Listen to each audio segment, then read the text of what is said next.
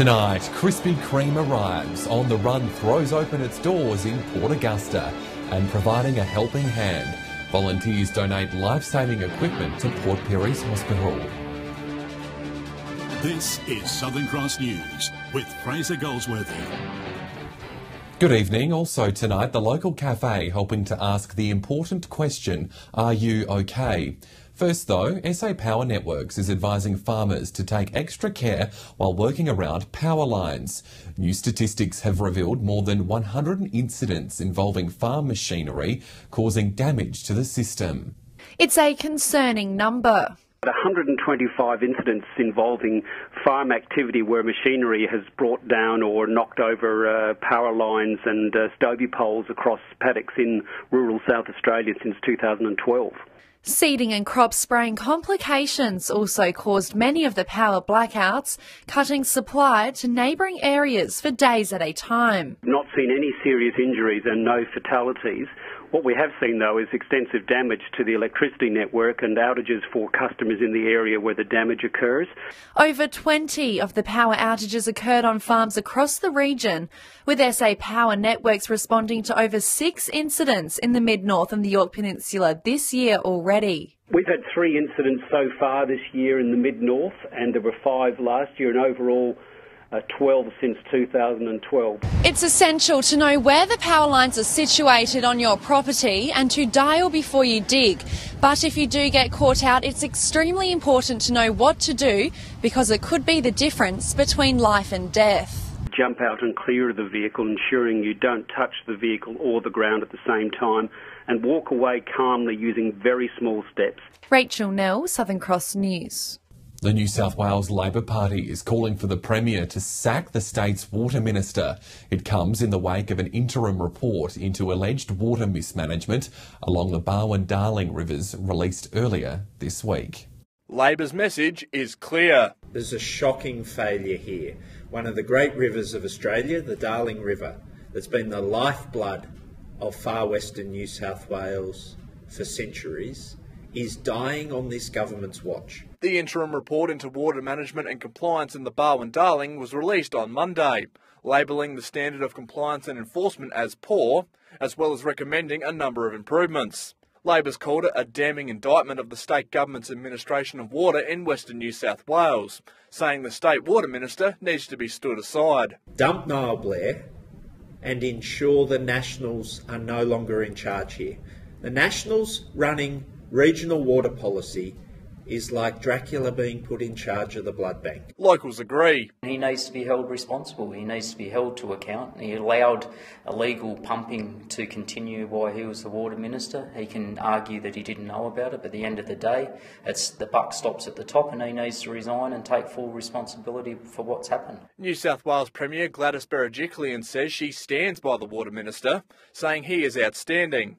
Labor is still calling for a judicial inquiry with full investigative powers into the water theft and into the role and actions of successive Nationals water ministers. Patrick Reinke, Southern Cross News. 2 Whyalla men will face court on drink driving charges. At just before 5 on Saturday, police stopped a car after it was seen driving erratically on Brook and Patton Streets. A 47-year-old man was breath tested where he allegedly blew a sample of .181, more than 3 times the legal limit. Police also located an ice pipe in the car. The man has lost his licence for 12 months. And at 6 o'clock on the same night, police stopped a ute on George Avenue. A 51-year-old man allegedly blew .110. He also lost his licence for 12 months while his car was impounded.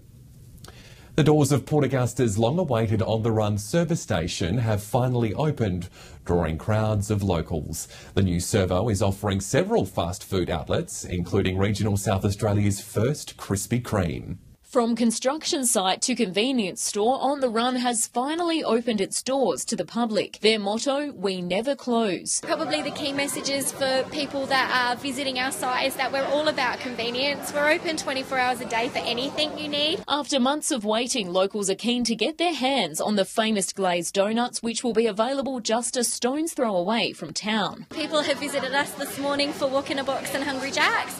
and we've certainly got a lot of activity still around the Krispy Kreme counter. Former Crows legend Tony Modra also celebrated the opening with locals and the Crows making the finals. I've had a coffee and that was fantastic, so I'm looking forward to probably maybe a Krispy Kreme and Hungry Jack's before I drive back to Adelaide this afternoon. On top of fuel and food outlets, there's also a truckies lounge to help those passing through take a load off. The servos also brought a major boost to the town's economy with 70 locals hired as staff. There's a lot of people that are behind the counters that know the people that are in the shop. So we're meeting a lot of people that are really positive about being here and are really enjoying the interactions they're having with their friends and family. On the Run's grand opening has been long anticipated in Port Augusta, with site managers saying the response has been huge. They say that locals and passing truckies will make up most of the customer base. Look, I think there'll be both, and certainly what we're seeing at the moment is the locals. I've had a lot of really lovely people come and introduce themselves to me and say how they're connected to people who are here in the community. Amelia Simpson, Southern Cross News. Meantime, On the Run is looking at plans to develop a site in Whyalla. Council has confirmed it's given approval for construction, with the CEO saying it'll not only boost jobs, but increase competition. It's the state's third largest city, so it's no surprise On the Run is looking to expand into Whyalla. It's been given state government approval for a multi-million-dollar development to bring its famous servo to town. Whyalla is investment ready. We've got a bright future, and particularly private investors can now see there is a real future. OTR will set up on the corner of Playford Avenue and Elliott Street, on the former KFC site next to the National Highway. It'll be developed on the car park, with council confident the Playford Avenue shopping centre won't be affected. People have to revert to the more structured parking that's offered, and we feel that precinct will be able to handle that traffic load. It's unclear at this stage when construction will begin or what will happen to the current BP on McCritchie Crescent. Council is confident, though, the new development will help fuel new job opportunities. It certainly provides more diversity to our economy and more opportunities for particularly our younger generation. And it's hoped it'll provide more competition at the Bowser. It just gives people more diverse choice when they're selecting their particular goods and services. On the Run's owners, the Perugine Corporation, didn't get back to us for comment before deadline. John Hunt, Southern Cross News. Still to come in tonight's local news, the local business helping to ask the important question, are you okay? More on that next.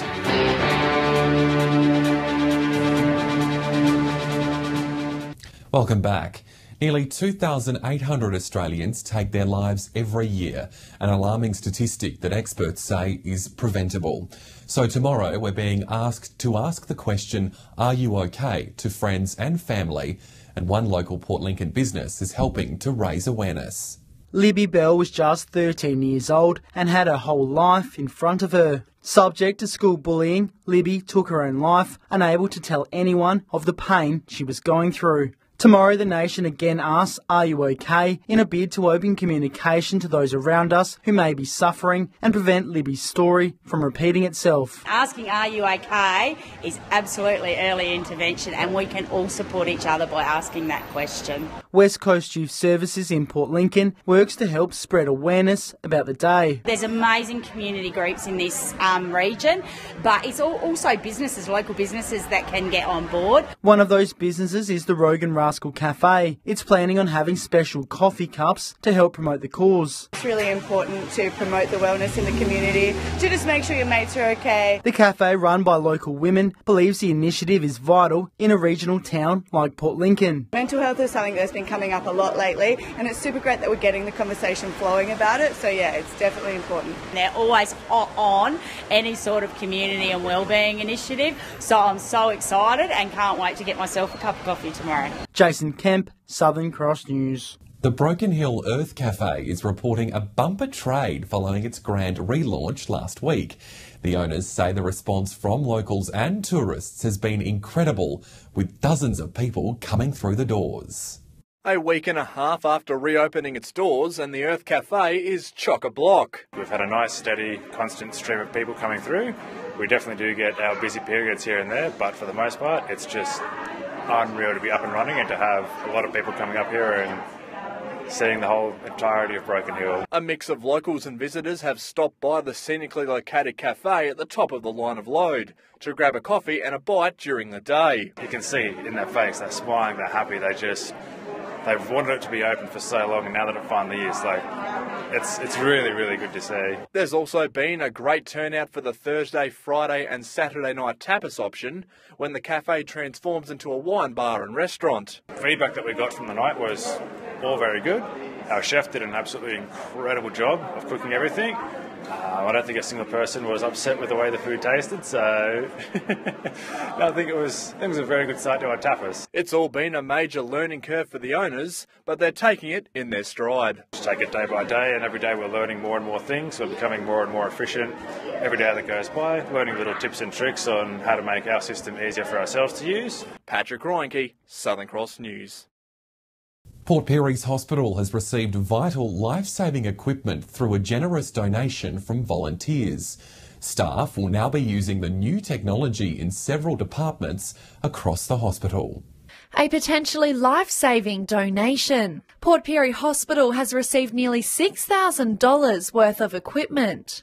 The equipment that we had in the emergency department was getting quite aged, and we were really looking for some funds to replace the trolleys to improve our standard of care. Nurses will now be able to measure the amount of oxygen in babies' blood without transferring wards, thanks to the new mobile neonatal oximeter probe. It's also more mobile, so we can take it to people's homes, so people, mums and babies, can be discharged a lot earlier. The funds were raised from patient donations who use the driver service to commute to other regional hospitals and hospitals in Adelaide. The departments really look forward to getting anything that they can get, because it's very hard in this day and age for the government to give out things that they need. The volunteer drivers also donated a bowls mat and an outdoor setting to the Joy Grace Day Centre, used by patients in order to have a little bit of fun during their hospital stay. Rachel Nell, Southern Cross News. When we return after the break, Port Lincoln's iconic trail to receive a major upgrade. Details on that next.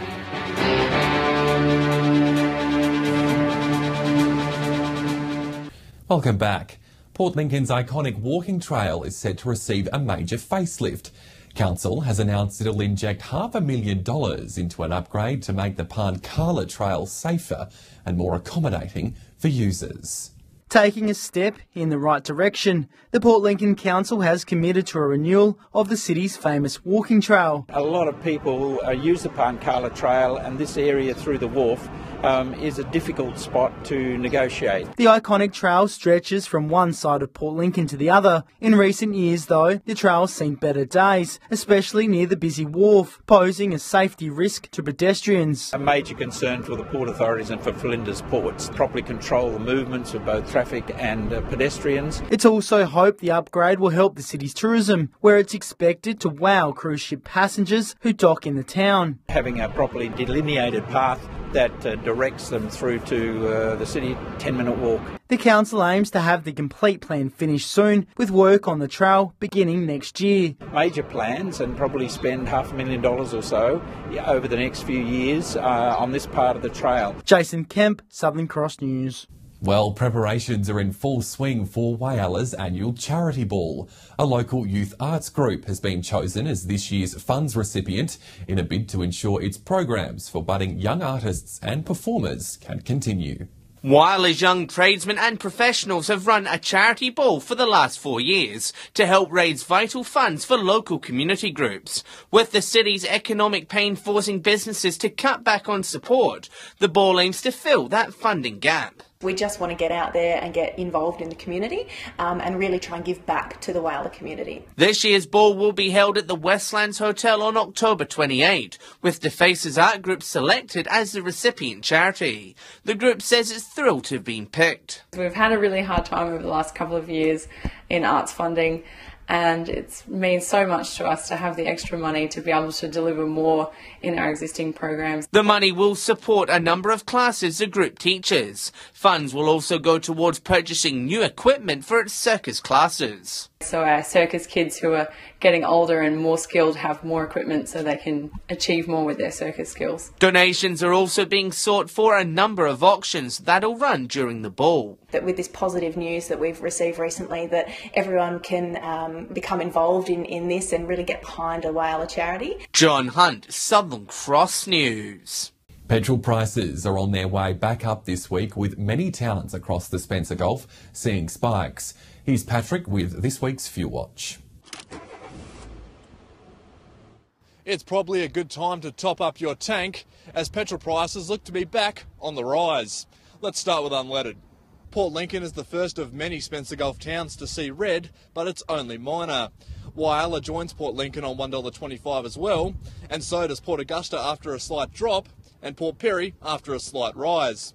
Kadina is now paying the most at $1.26 after going up by half a cent. A pretty steady week here in the Silver City, with prices also averaging around 26, while in Adelaide, motorists would be very happy, with the price around $1.13. To diesel now, and there's a bit more green. Port Lincoln maintains its cheap price of $1.23, while Port Augusta ticks down to $1.25. Whyalla is on the way down, but the same can't be said for Port Pirie and Kadina. Both towns are on the way back up, Port Pirie the worst performer, seeing an almost 2-cent spike. Broken Hill has enjoyed a week of green and is now down to $1.29, and Adelaide rounds out the board, barely seeing any movement. Now remember, these prices are the regional averages, and they do not reflect any one particular outlet. If you happen to find a spot that does sell unleaded or diesel for cheaper, be sure to let us know on our Facebook page. Do stay with us. After the break, we'll take a look at the weather with Nicole. And it was a cool one around the region today, Nicole. Yes, Fraser, and it seems the showers will continue in some parts too. I'll have all the details next.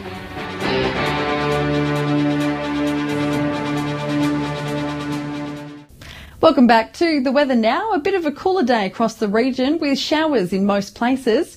A top of 18 in Port Augusta and Broken Hill, 17 in Whyalla, 15 in Port Pirie, and looking like the umbrellas run in Adelaide with showers for 14. Having a look at the satellite, cloud across southern parts of South Australia with a trough and jet stream is producing a few light showers, mainly in the southeast. On the Gulf waters, winds will be southwesterly, 15 to 20 knots, seas around 1 to 2 metres, and sunrise at just around 6:20, sunset just after 6 o'clock. Showers continuing across the region tomorrow, 19 in Port Augusta, wet in Port Lincoln for 16, some showers in Clare too, a top of 12, and looking like it's fine for Whyalla with a maximum of 17. A bit of sunshine in sight for Port Lincoln over the weekend after some showers, mostly fine in Cleve and Woodena. Starting to see those temperatures really push up in Whyalla, reaching 26 on Sunday. Clear skies on the way for Port Augusta, hitting a top of 28 to finish the weekend. A bit of cloud about in Kadina, but it should fine up for the weekend. A mostly fine few days in Port Pirie, with temperatures warming up to the mid-20s on Sunday. Showers will clear in Clare for a sunny Saturday, a top of 19 in Broken Hill Saturday. So looking like clear skies ahead, Fraser. Thanks, Nicole. And that's all from the Southern Cross newsroom for now. Thanks for your company. I'll have updates later, but until then, have a wonderful evening. Good night.